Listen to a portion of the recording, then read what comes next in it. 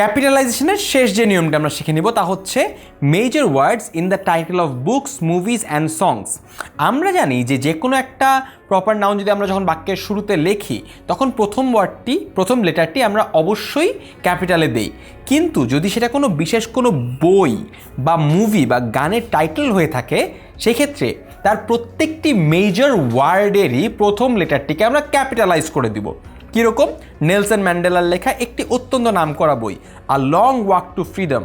লক্ষ্য করছো লংয়ের এল বড় হাতের করা হয়েছে, ওয়াকের ডাব্লিউ বড় হাতের করা হয়েছে, ফ্রিডমের এফ বড় হাতের করা হচ্ছে, কিন্তু এই প্রিপোজিশন বা কনজাংশন এই ধরনের যে সকল শব্দগুলো রয়েছে, ছোট ছোট কানেক্টিং ওয়ার্ড রয়েছে, সেগুলোকে আমরা ক্যাপিটালাইজ করি না।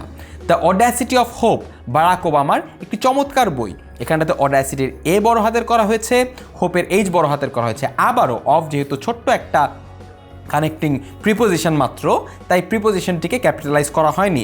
একটি চমৎকার সিনেমার নাম আমরা এখানটাতে লক্ষ্য করছি, জ্যাক নিকলসন অভিনীত one flew over the cuckoo's nest. এখানটাতে ফ্লিউয়ের এফ বড় হাতে, ওভারের ও বড় হাতে, এখানটাতে দাকে আমরা ক্যাপিটালাইজ করিনি, কুকুসের সি বড় হাতে এবং নেস্টের এন বড় হাতে।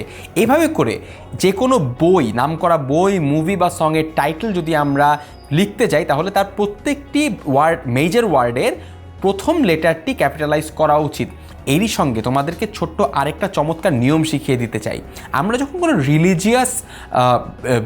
রিলিজিয়াস কোনো ইস্যু নিয়ে আলাপ করতে যাই তাহলে আমরা ঐশ্বরিক যে সকল চরিত্র নিয়ে আলাপ করি সেই জায়গাগুলোতেও কিন্তু আমাদের ক্যাপিটালাইজ করতেই হবে। যেমন গড, তুমি গড কথাটি যেখানটাতেই লেখো না কেন এই জিটা কিন্তু বড় হাতে দেয়া উচিত। আবার আমরা যখন আল্লাহ লিখব, আল্লাহের এও সবসময় আমাদেরকে বড় হাতে লিখতে হবে। যে কোনো ধর্মীয় গ্রন্থ নিয়ে তুমি যখন লিখবে, যখন তুমি কোরআন লিখতে যাবে, সেই কোরআনের কিউটাও তোমাকে বড় হাতে উল্লেখ করতে হবে এবং বাইবেলের বিটাও তোমাকে বড় হাতে লিখতে হবে। অর্থাৎ যে কোনো সময় স্রষ্টাকে নিয়ে বা স্রষ্টার রচিত গ্রন্থকে নিয়ে যে তুমি যদি কখনো কথা বলতে চাও সেক্ষেত্রেও ক্যাপিটালাইজেশনের এই নিয়মটি অবশ্যই ভুলে যাবে না।